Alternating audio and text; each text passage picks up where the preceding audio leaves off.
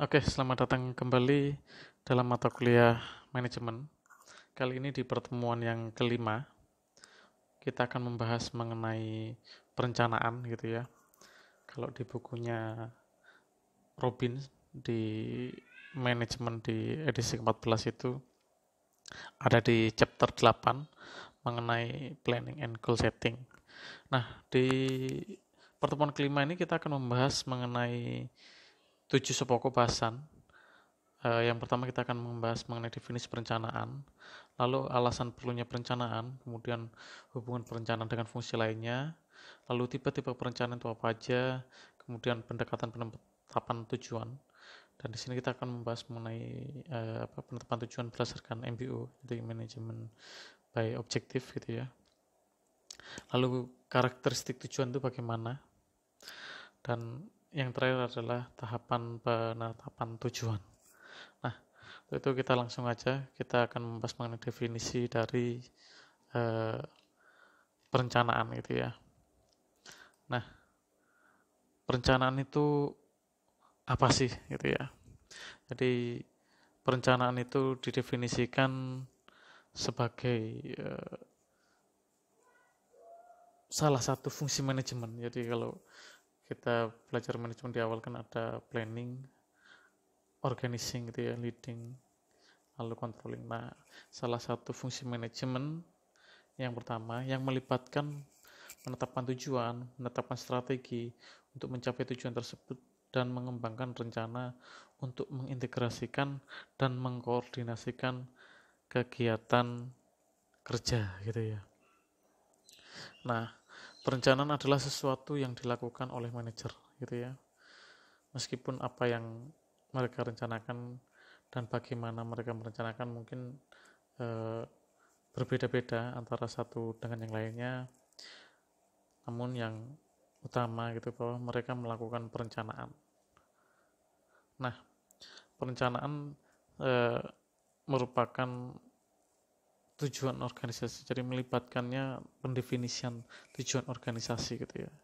Gimana tadi menetapkan tujuan, lalu menetapkan strategi, lalu eh, gimana strategi untuk mencapai tujuan tersebut, lalu mengembangkan rencana untuk mengintegrasikan dan mengkoordinasikan kegiatan-kegiatan dalam pekerjaan. Itu merupakan lingkup dari perencanaan.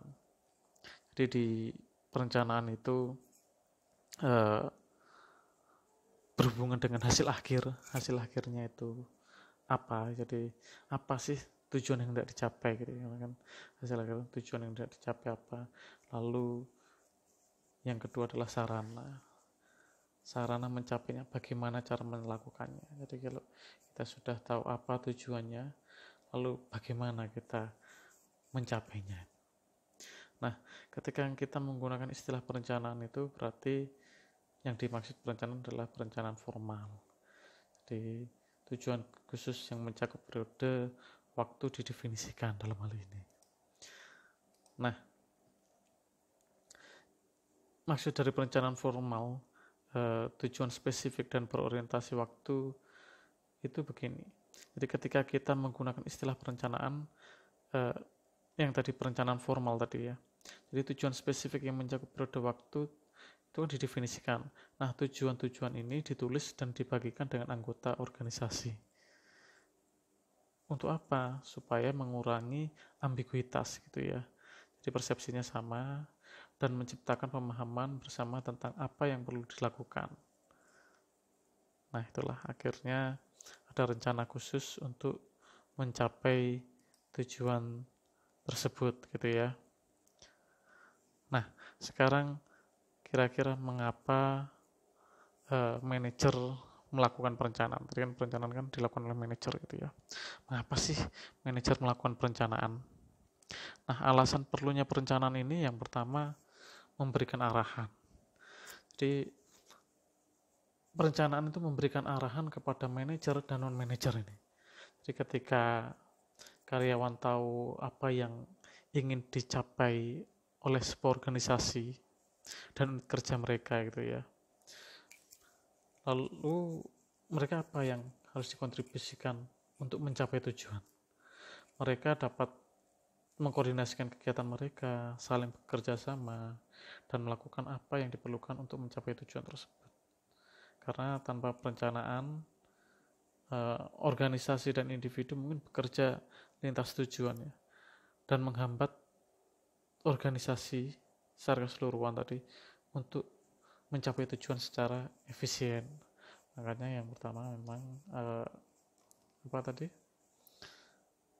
perencanaan itu memberikan arahan gitu, jadi memberikan arahan baik bagi manajer maupun non manajer gitu ya, dalam rangka mencapai tujuan organisasi secara efisien. Karena kan antar unit dalam satu organisasi itu kan bisa lintas gitu ya. Nah, yang kedua, alasan diperlukannya perencanaan adalah mengurangi ketidakpastian. Nah, dengan memaksa manajer untuk melihat ke depan gitu ya, going forward gitu ya, mengantisipasi perubahan, mempertimbangkan dampak dari perubahan, dan menciptakan tanggapan yang sesuai gitu. Di perencanaan itu memaksa manajer untuk tadi melihat ke depan, merencanakan ke depan, mengantisipasi perubahan, mempertimbangkan dampak gitu ya. Walaupun perencanaan tidak akan menghilangkan ketidakpastian, manajer melakukan perencanaan sehingga mereka dapat merespon secara efektif gitu ya. Jadi kayak sekarang ini kan masa COVID ini, pandemi ini banyak ketidakpastian. Nah, manajer harus bisa merencanakan ini bagaimana gitu ya. Kalau dalam sebulan pemerintah tetap melakukan PSBB bagaimana? Kalau apa, ada insentif bagaimana gitu ya? Itu perlu perencanaan supaya tadi mengurangi ketidakpastian. Nah, yang ketiga alasan diperlukannya perencanaan adalah meminimalkan pemborosan dan pengulangan gitu ya.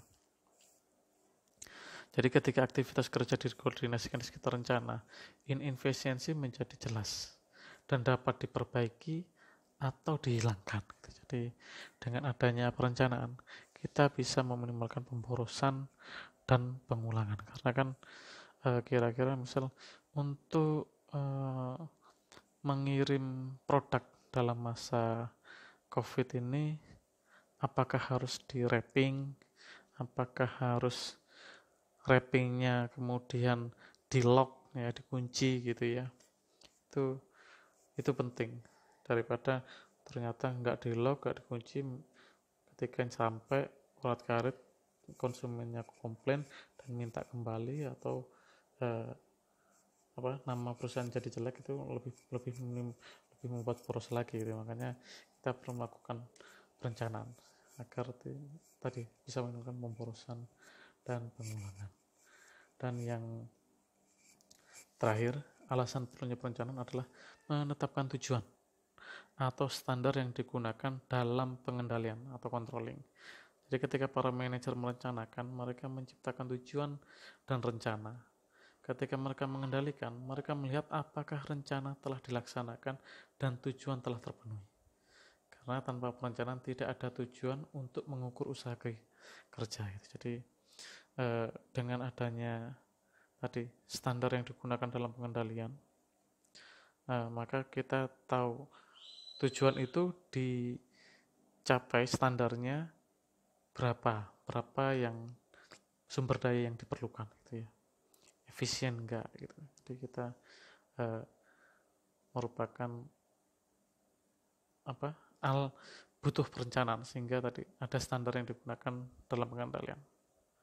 Itulah mengapa para manajer melakukan perencanaan, yaitu memberikan arahan, mengurangi ketidakpastian, meminimalkan pemborosan dan pengulangan, serta menetapkan tujuan atau standar yang digunakan dalam pengendalian atau controlling. Nah, kita sekarang di topik subbahasan yang ketiga, mengenai hubungan perencanaan dengan fungsi lainnya. Nah, kan seperti disebutkan bahwa perencanaan itu merupakan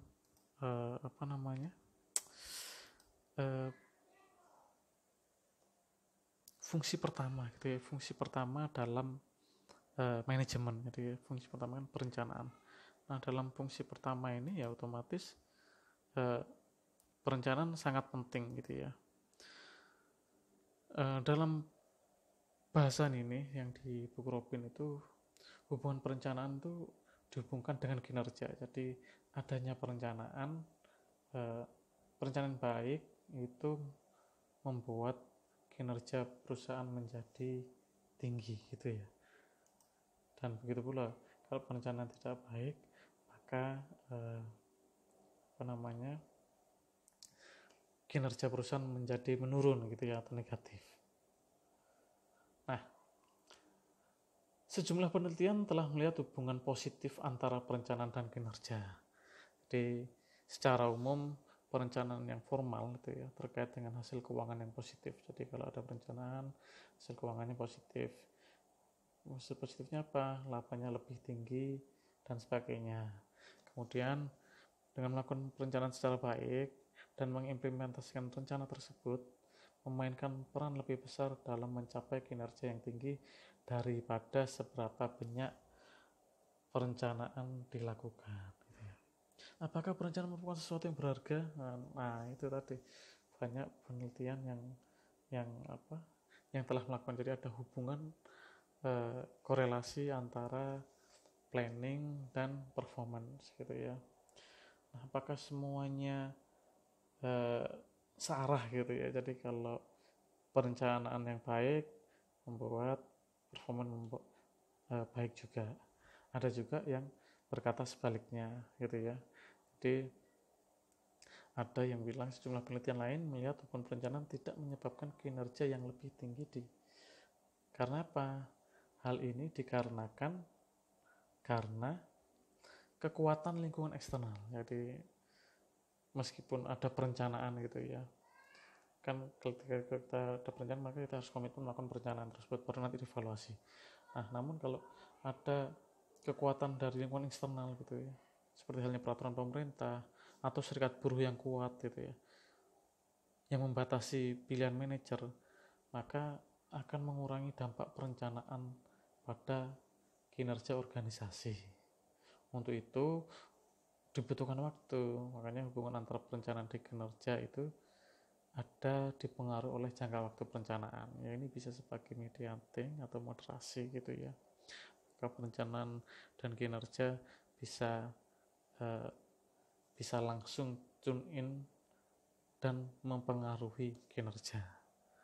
Nah, memang faktor eksternal yang kemarin kita bahas kan salah satunya dari kebijakan pemerintah itu ya. Ada di peraturan baru itu perlu apalagi di masa COVID ini. Jadi kita udah melakukan perencanaan di awal gitu, bahkan di akhir tahun kita udah melakukan perencanaan, kita mau ekspansi, ternyata unit usaha kita harus tidak boleh buka gitu. Nah, itu jadinya kan menunda itu. Jadi memang ada faktor eksternal yang lebih kuat sehingga membatasi pilihan manajer tersebut.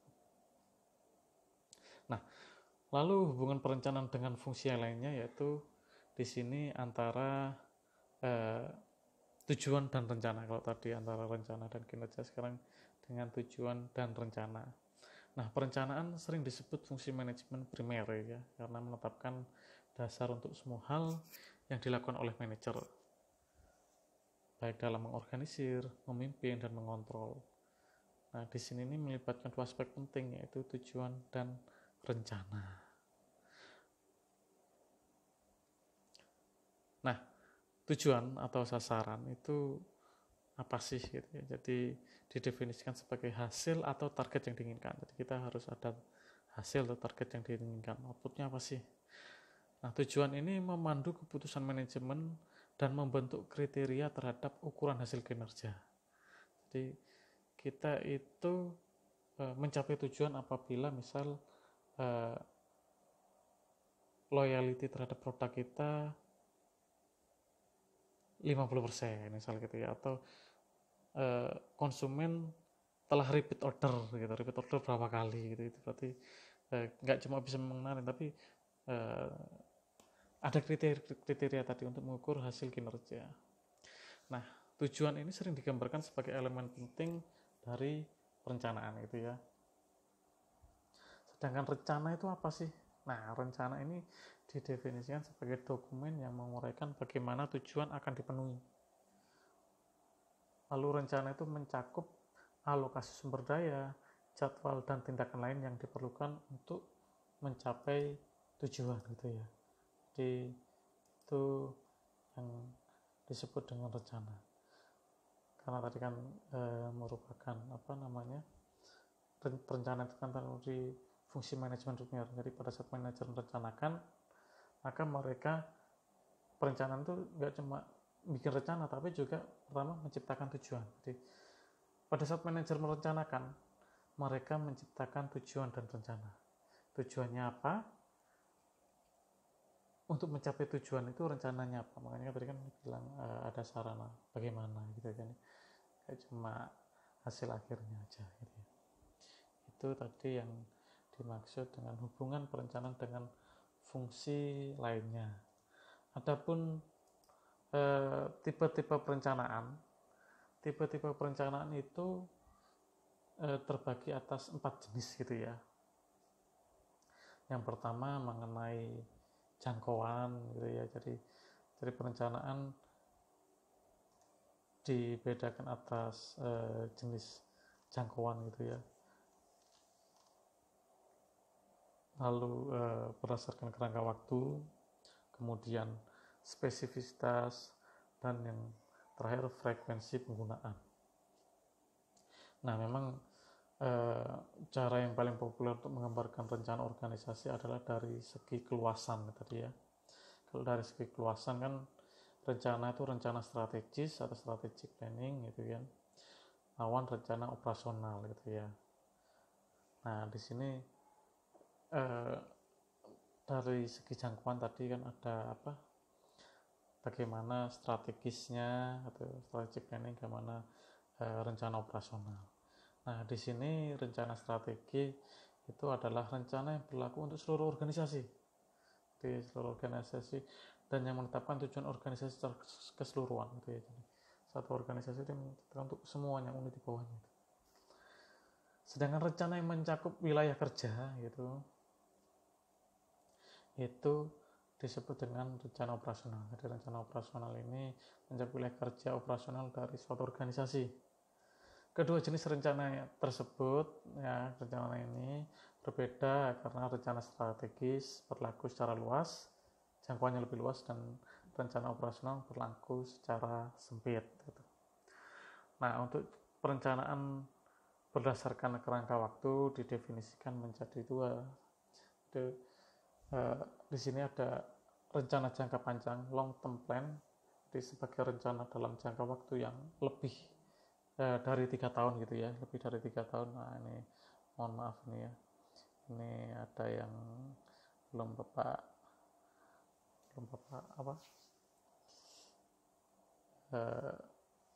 silent dulu ya, kita lanjut dulu nih. Nah, sebentar ya, kita lanjut. Oke. Nah, yang ketiga itu mengenai maaf ya. Ini tadi yang pertama, yang kedua ya. Jenis rencana tadi kerangka waktu itu ada jangka panjang dan jangka pendek. Nah, di jangka panjang ini rencana yang berlaku dalam jangka waktu lebih dari 3 tahun. Tuh. Sedangkan rencana jangka pendek short term plan ini mencakup jangka waktu 1 tahun atau kurang. Nah, setiap periode waktu diantaranya akan menjadi rencana jangka menengah atau intermediate plan.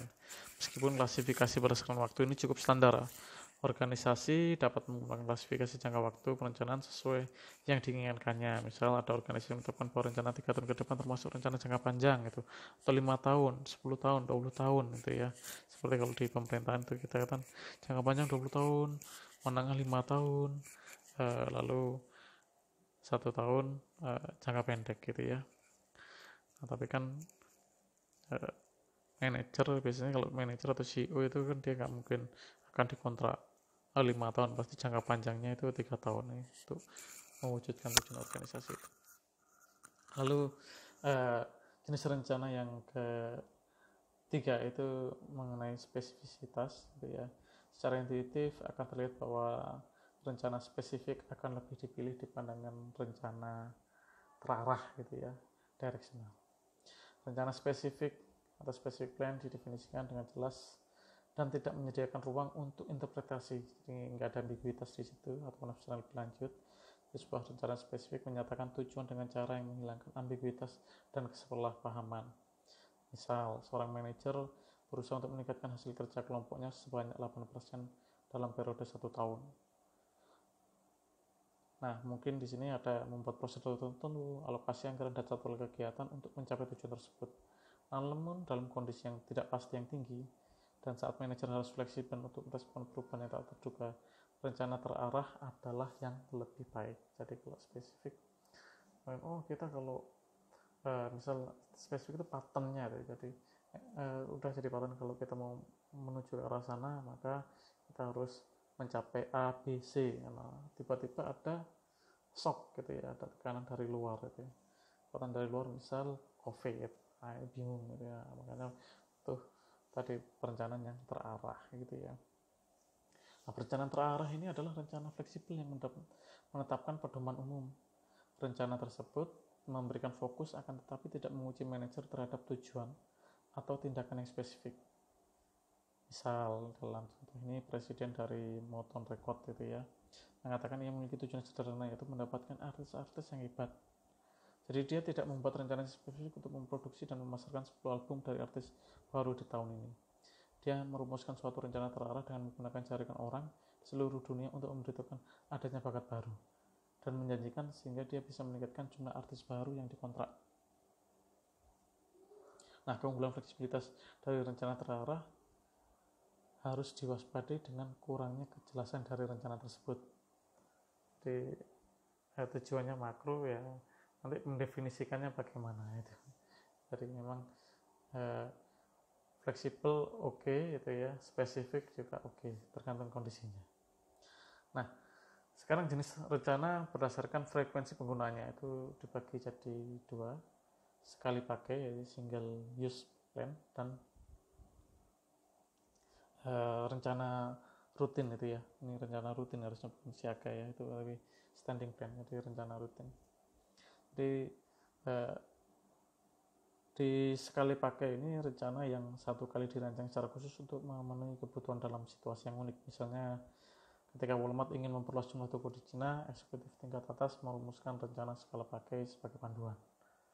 Jadi misalnya ada masuk produk baru, misalnya apa yang produk baru yang lagi ini ya, inilah note itu ya, note mana nih, ini ada note baru dalam kondisi pandemi, oh ya pas nih, cocok nih karena kan dibutuhkan waktu online untuk berkinerja. Nah, itu ada perencanaan sekali pakai.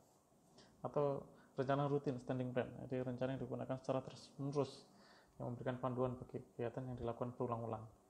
Rencana ini mencakup kebijakan, aturan, dan prosedur yang telah didefinisikan pada materi yang sebelumnya ya. Jadi contoh rencana rutin atau standing plan ini kebijakan diskriminasi jenis kelamin yang dikembangkan oleh University of Arizona. Di situ memberikan panduan untuk administrator, fakultas, dan staf pada saat mereka membuat rencana merekrut pegawai gitu ya. Jadi misal ya, ketika kita mau merekrut pegawai A, udah ada cewek nih, udah ada wanita, nanti besoknya pria gitu ya. Untuk ini kita butuh tenaga fisik yang lebih, maka butuh pria. Oke, butuh fisik lebih tapi mendapat kesan yang humble gitu ya, hangat gitu ya, kita butuh wanita gitu ya. Itu merupakan tipe-tipe perencanaan rutin, standing plan gitu ya. Di sini ada koreksi, bukan siaga tapi standing plan gitu ya. Nah, ini pendekatan penetapan tujuan. Nah, pendekatan penetapan tujuan itu ada 3 gitu ya. Jadi tadi tujuan ini memberikan arah untuk semua keputusan dan tindakan manajemen dan membentuk kriteria pengukurannya terhadap prestasi yang sebenarnya. Semua hal yang dilakukan anggota organisasi harus berorientasi pada pencapaian tujuan. Tujuan ini dapat diatur baik melalui tradisional atau dengan menggunakan manajemen berdasarkan sasaran, atau manajemen by objektif. pendekatan penetapan tujuan ini ada 3 gitu ya. Kalau di buku Robin kalau nggak salah ada 3. Pertama, penetapan tujuan tradisional. Di sini penetapan tujuan tradisional itu pendekatan penetapan tujuan di mana manajer puncak menetapkan tujuan yang diteruskan ke tingkat bawah organisasi dan menjadi subtujuan bagi setiap area organisasi. Jadi perspektif atau sudut pandang secara tradisional ini mengasumsikan bahwa manajer puncak tahu apa yang terbaik karena mereka melihat gambaran besar. Jadi big picture-nya dari sebuah organisasi ditentukan oleh dari manajer puncak. Dari tujuan tersebut diturunkan ke masing-masing tingkat dalam organisasi yang memandu karyawan atau individu saat mereka bekerja untuk mencapai tujuan yang ditetapkan tersebut. Jadi istilahnya top down gitu ya, perencanaannya itu top down. Nah, lalu yang kedua, mean ends chain. Nah, ini jaringan tujuan yang terintegrasi di mana pencapaian tujuan pada satu tingkat berfungsi sebagai perantara untuk mencapai tujuan atau akhir pada tingkat berikutnya. Jadi di sini ada jaringan tujuan. Jadi butuh perantara untuk mencapai tujuan akhir pada tingkat berikutnya. Memang ini jarak sini hanya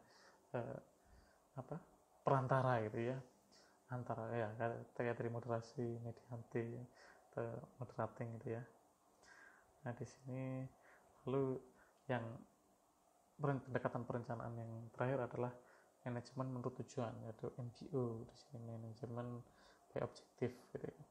Di samping penetapan tujuan secara tradisional, banyak organisasi yang menggunakan manajemen berdasarkan sasaran atau manajemen by objektif, yakni suatu proses pengaturan tujuan gitu ya yang saling disepakati dan menggunakan tujuan-tujuan tersebut untuk mengevaluasi kinerja karyawan. Jadi jika seorang manajer menggunakan pendekatan ini, ia akan duduk dengan masing-masing anggota tim dan menetapkan tujuan dan meninjau secara berkala apakah kemajuan sudah ada untuk mencapai tujuan tersebut. Nah, program dalam MBO ini memiliki 4 elemen: kekhususan tujuan, pengambilan keputusan secara partisipatif, lalu jangka waktu yang jelas, dan adanya umpan balik dalam kinerja. Nah, menggunakan tujuan untuk memastikan karyawan melakukan apa yang mereka seharusnya lakukan, menggunakan tujuan untuk memotivasi mereka juga. Jadi yang menarik dalam pendekatan MBO ini berfokus pada karyawan untuk mencapai tujuan yang sudah mereka miliki dalam pengaturan. Jadi memang dalam pendekatan sasaran ini gitu ya, itu menggunakan tujuan tersebut untuk mengevaluasi kinerja dari karyawan gitu. Nah, ada di sini kalau tadi kan tradisional, nah kalau di contoh itu kan ada manajemen puncak. Nah, dari manajemen punya nanti ada manajemen divisi, manajer departemen, karyawan individu. Nah, itu sebenarnya nanti diturunkan dari puncak tadi kayak penerapan tujuan tradisional. Misal kita saat ini kita mau untung 10%. Nah bagaimana tuh? Nah, ini manajer divisi pemasaran. Oke. Kalian harus bisa memberikan keuntungan nggak 10% tapi 15%. Nah, padahal takutnya kan supaya ada spare gitu ya, maksudnya gitu ya, baiknya gitu. Nah, itu merupakan kalau di bukunya Robin itu ada contoh-contoh mengenai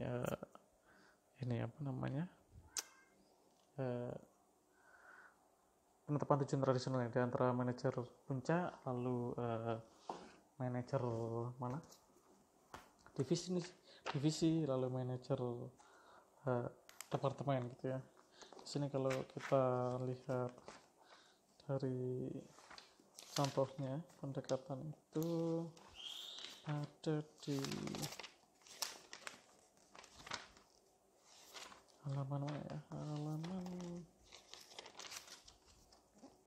di halaman 296 itu ya. Itu misal di top management tujuannya we need to improve the company performance. Nah, kita harus meningkatkan kinerja. Nah, kinerjanya gimana nih? Nah, mungkin di divisi manajer divisi gitu ya. Itu oke, kita akan meningkatkan keuntungan gitu ya di divisi ini. Lalu di departemen, di bawahnya di manajemen departemen itu oke, kita tingkatkan keuntungan gitu ya. Lalu ya individual, karyawan atau individu gitu ya, perencanaan di karyawan, oke, kita bagaimana kita meningkatkan tadi penjualan misalnya gitu ya, bagaimana itu harus jadi apa, suatu kesatuan jadi ya. Nah, ada 7 langkah itu ya, 8 langkah dalam MBO gitu ya, manajemen by objektif gitu ya. Di sini ada 8 langkah dalam pendekatan MBO. Yang pertama, tujuan dan strategi organisasi secara keseluruhan diformulasikan gitu ya. Kan tadi kan banyak organisasi menggunakan manajemen berdasarkan sasaran ya. Jadi kan MBO itu suatu proses pengaturan tujuan yang saling disepakati dan menggunakan tujuan tersebut evaluasi kinerja gitu ya. Nah, yang pertama, langkah pertama yaitu tujuan dan strategi organisasi secara keseluruhan harus diformulasikan. Kemudian tujuan utama dialokasikan di antara unit divisi dan departemen. Jadi kalau tadi puncak, divisi, departemen itu harus dialokasikan pas gitu ya. Istilahnya beban kerjanya ada pas, ini apa, bagiannya apa, mana yang memantau apa. Manajer unit berkolaborasi menentukan tujuan spesifik bagi unitnya dengan manajernya. Lalu yang keempat, tujuan spesifik ditetapkan bersama-sama dengan seluruh anggota departemen. Jadi di bawah divisi tadi ya. Rencana tindakan mendefinisikan bagaimana tujuan dicapai gitu ya. Jadi ketika udah di departemen, oke, nanti individu harus meningkatkan kinerja bagaimana, misal kerja di rumah gitu. Kerja di rumah ukurannya banyak respon gitu, atau mungkin banyak yang proses order lewat online gitu ya. Nah, itu penting. Lalu gimana rencana tindakan diimplementasikan? Kita untuk mencapai tujuan itu individu harus ngapain nih? Oke, diberikan akun penjualan, diberikan sarana apa gitu ya. Lalu kemajuan mencapai tujuan direview secara periodik. Nah, umpan balik diberikan. Misal kalau di masa COVID ini kan misal karyawan-karyawan di bidang sales gitu kan, dia menjual secara online gitu ya, menjual secara online. Ya mungkin media online-nya banyak, mulai dari toko online, medsos dan lain-lain, itu dilihat tuh di review, ini berapa nih penjualan berapa, misal penjualannya 0 tapi responnya udah mulai banyak, itu mulai banyak yang nanya-nanya, itu oke, minggu ini oke, nanti di review minggu depan gimana, mungkin cara mengenalkannya atau kita tambah promosi, misal di diskon atau coba gratis atau apalah itu ya bisa. Kemudian keberhasilan tujuan tadi diperkuat dengan penghargaan berbasis kinerja, jadi performance base, jadi rewardnya base-nya performance gitu ya. Di sini ketika sudah ya tadi di tingkat individu dia mencapai membantu tercapainya tujuan organisasi, maka keberhasilan tersebut diperkuat dengan penghargaan berbasis kinerja. Itulah langkah-langkah MBO gitu ya.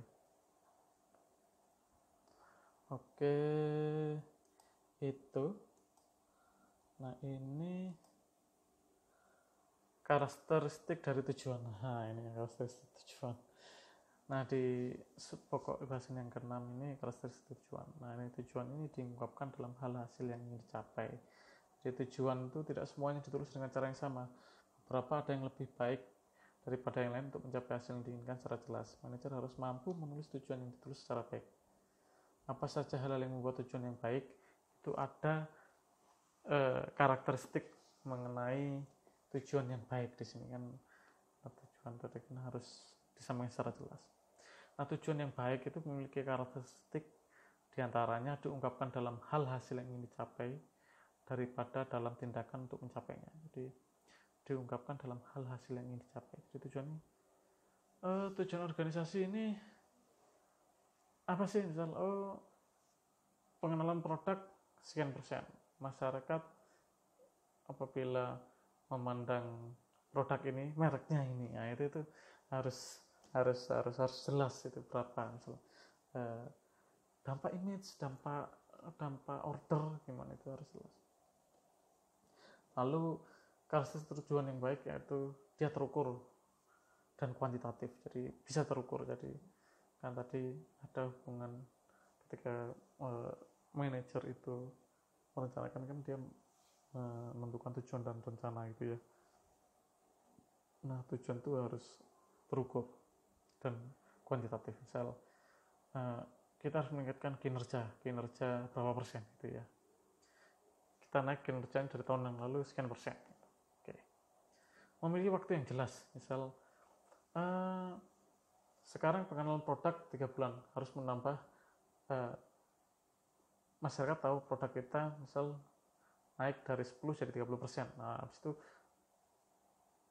mencapai keuntungannya sekian persen. Itu kan bisa berubah. Misalnya waktu pengenalan produk harga lebih murah, habis itu naik lagi harga menjadi lebih tinggi karena masyarakat mulai mengenal dan tahu kualitasnya. Terus harus ada jangka waktu yang jelas ya. Lalu menantang. Nah, ini tujuan itu harus menantang, tetapi bukan berarti mustahil dicapai, tapi tadi tujuan yang menantang adalah tidak mustahil untuk dicapai. Jadi memang challenging tapi bisa dicapai gitu ya. Bukan challenging tapi impossible untuk dicapai gitu ya. Kemudian tujuan itu tertulis, dan yang paling utama yaitu juga dikomunikasikan kepada semua anggota. Jadi dia tahu tujuannya. Jadi nggak misal kayak demo gitu ya, tapi kalau bayaran, jadi ngapain kamu demo, nggak tahu apa. Itu lucu gitu ya. Jadi memang harus anggotanya kita mencapai kinerja gitu. Kinerjanya apa gitu ya, produk kita dikenal ya. Gimana cara produk kita dikenal?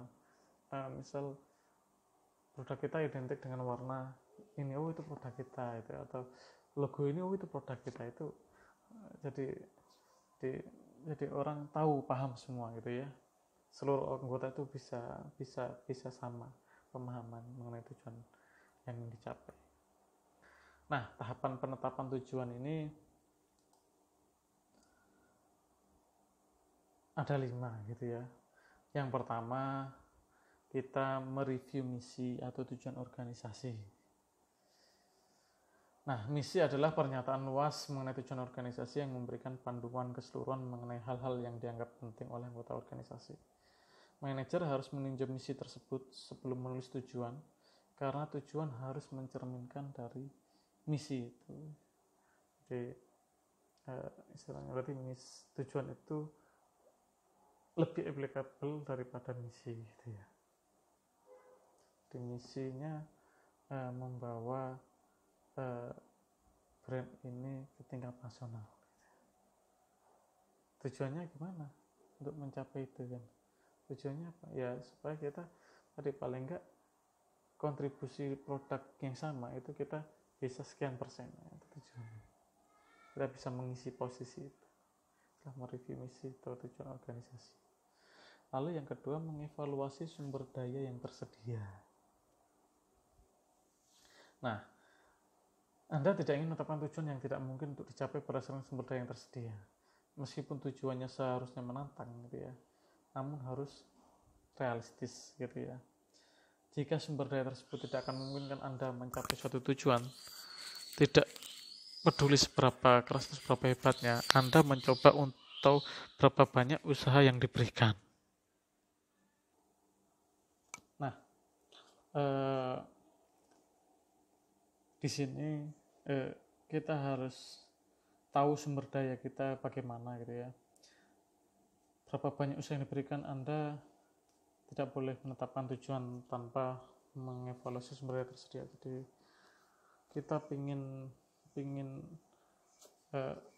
merekrut banyak, misal kalau sebuah kampus merekrut banyak mahasiswa tapi dosennya aja sedikit. Nah, akhirnya kualitasnya tidak bisa terjaga gitu ya. Kita ingin menjaga kualitas tapi kita akhirnya numpuk orang gitu, atau siswa gitu ya, siswa dalam satu sekolah, karena kita jadi sekolah unggulan gitu, itu merekrut banyak tanpa mengabaikan ketersediaan sumber daya, misal ruang, lalu jumlah guru gitu ya, sehingga ada yang kualitasnya baik tapi banyak yang kualitasnya buruk, akhirnya namanya juga tercemar gitu ya, namanya jadi berdampak negatif gitu ya. Makanya kita perlu mengevaluasi sumber daya yang tersedia. Lalu kita menetapkan tujuan secara individu atau dengan masukan dari pihak lain. Tujuan ini mencerminkan hasil yang diinginkan dan harus kongruent ya dengan misi organisasi, jadi harus sama dengan misi organisasi. Dan tujuan organisasi bagian lain. Tujuan ini harus terukur, spesifik, dan mencantumkan jangka waktu pencapaian. Kemudian kita menuliskan tujuan dan secara individu atau dengan masukan dari pihak lain gitu ya. Di sini menuliskan dan mengkomunikasikan tujuan memaksa orang untuk berpikir mengenai tujuan tersebut. Tujuan terus juga menjadi bukti nyata pentingnya bekerja untuk mencapai sesuatu. Di tujuan secara individu atau dengan masukan dari pihak lain itu penting. Lalu yang terakhir kita mereview hasil ya. Apakah tujuan telah tercapai? Jika tujuan tidak terpenuhi, kita harus melakukan perubahan sesuai kebutuhan. Itu 5 tahapan penetapan tujuan yang perlu adik-adik cermati gitu ya, sehingga tadi penetapan tujuan bisa dicapai melalui proses perencanaan. Oke, terima kasih. Sampai bertemu kembali di video berikutnya. Terima kasih.